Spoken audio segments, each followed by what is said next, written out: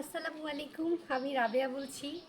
সারা দেশে বৃষ্টি হচ্ছে, তাই ভাবলাম বৃষ্টির পানি সম্পর্কে আপনাদেরকে কিছু বলি, মানে বৃষ্টির পানির উপকারিতা সম্বন্ধে আপনাদেরকে কিছু বলি।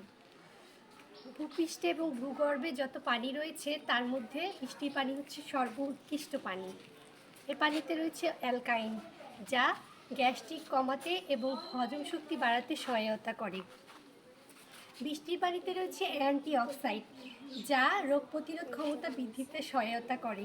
বৃষ্টির পানিতে গোসল করলে ত্বক এবং চুল সুন্দর হয়।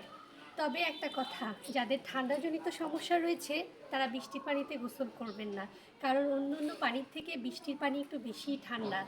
তবে বৃষ্টির পানি সরাসরি খাবেন না, কারণ বায়ুতে বিভিন্ন ব্যাকটেরিয়া ছড়িয়ে পড়ে, তা বৃষ্টির পানিতেও ছড়িয়ে পড়ে।